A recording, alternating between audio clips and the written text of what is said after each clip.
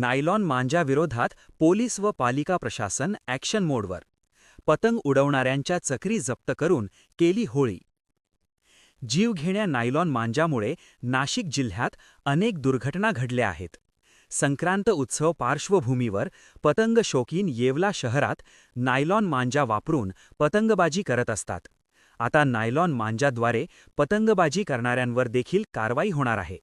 या पार्श्वभूमीवर येवला शहर पोलीस स्टेशन पथक व नगरपालिका प्रशासनाने आज शहरात विविध ठिकाणी धडक कारवाई करून नायलॉन मांजाच्या चक्री जप्त करून त्यांची होळी केली. योग न्यूज, सागर पाठक, येवला. नमस्कार, मी पूनम भामरे, स्वच्छता निरीक्षक, येवला नगर परिषद.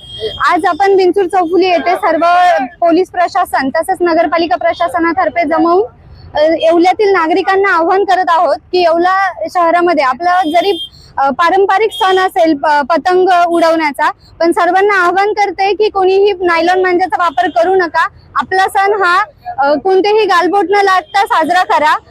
जर कोणी नगरपालिका प्रशासन तसेच पोलीस प्रशासनास नायलॉन मांजा वापरताना दिसले तर त्याच्यावर कडक कारवाई करण्याचे नगरपालिका प्रशासन आणि पोलीस प्रशासनाने ठरवले आहे.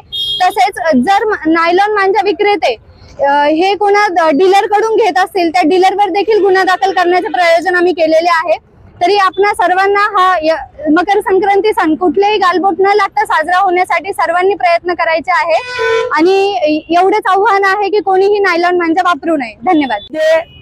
जे कोणी नायलॉन मांजा विकणारे आहेत त्यांना एक निर्वाणीचा शेवटचा इशारा देतोय की तुम्ही नायलॉन मांजा विकताना मिळून आलात तोच नायलॉन मांजाची पेटी तुमच्या डोक्यावर ठेवून तुमची गावातून वरात काढली जाईल.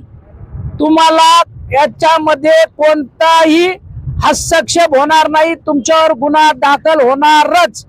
हा माझा तुम्हाला निर्वाणीचा आणि शेवटचा इशारा आहे.